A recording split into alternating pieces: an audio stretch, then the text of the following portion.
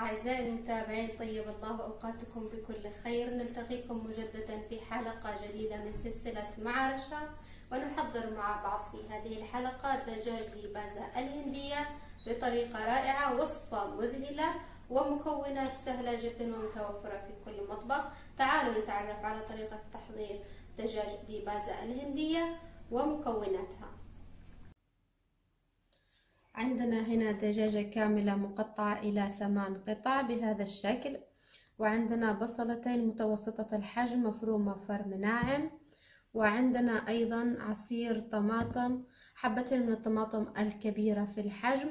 عندي هنا ملعقة صغيرة من الزنجبيل المبشور، وملعقة من الثوم المهروس، ملعقة إلا ربع، ملعقة صغيرة إلا ربع من بهارات مسالة الهندية، وملعقة صغيرة إلا ربع من البابريكا، ونصف ملعقة صغيرة من الملح، وأيضا نصف ملعقة صغيرة من الشطة الحارة أو الفلفل الحار.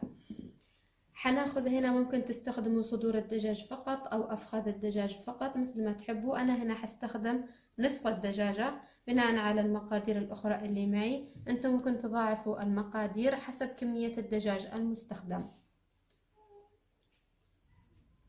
حنجيب هنا قطع الدجاج ونتبلها بهذا الشكل.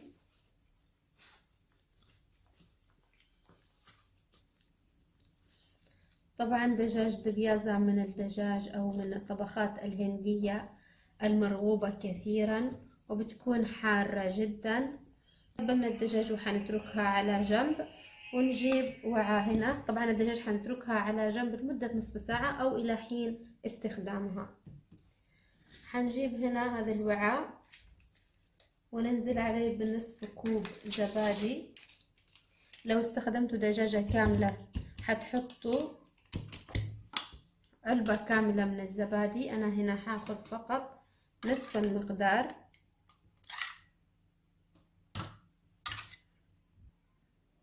حنجيب هنا نصف ملعقة صغيرة من الفلفل الأسود، وأيضا نصف ملعقة صغيرة من البابريكا، وملعقة إلا ربع من بهارات مسالة، ونصف ملعقة من الكمون، وأيضا نصف ملعقة من الكركم، ونصف ملعقة من الكبزرة الناشفة. هنقلب المكونات مع بعض.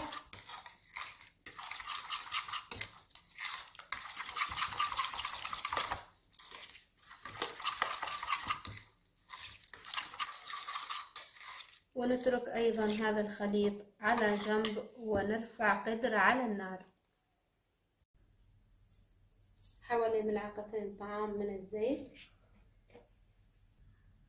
وحنضيف أيضا كمية البصل المفروم اللي حضرناه. بعد ما أخذ معنا البصل لون بهذا الشكل، حنضيف عليه ملعقة الزنجبيل المبشور، وأيضا ملعقة الثوم المهروس، ونقلبهم مع بعض.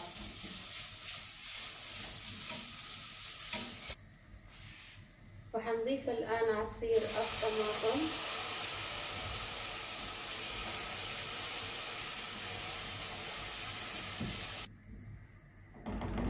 ونتركهم يتسبكوا مع بعض.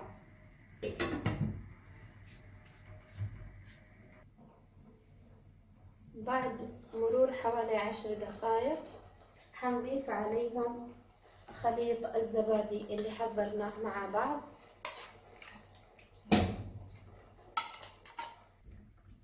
ونقلبهم مع بعض.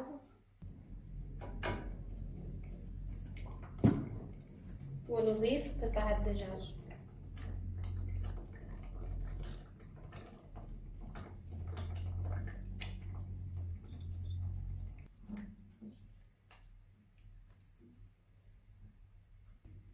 وحنضيف عليهم مقدار كوب من الماء المغلي. بعد كذا حنقلب المكونات مع بعضها، ونتركها لحد ما تستوي معنا الدجاج.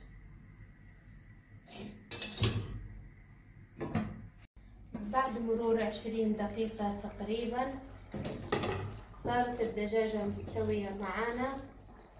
حنضيف عليها طماطم مقطعة بهذا الشكل إلى مكعبات، وأيضا بصلة مقطعة بنفس الطريقة،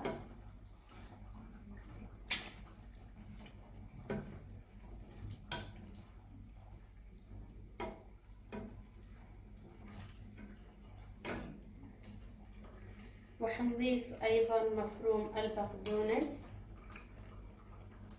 وحبوب الفلفل الأخضر الحار أو البسباس،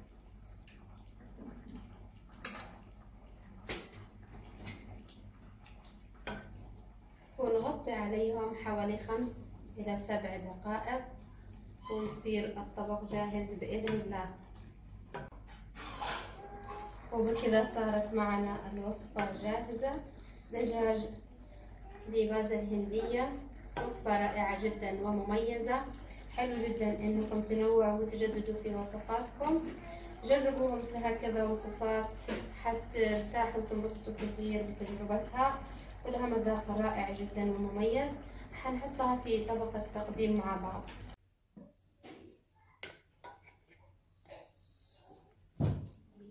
ما شاء الله ريحة الوصفة تجنن، صراحة رائعة ومميزة تماما عن أي وصفات أخرى.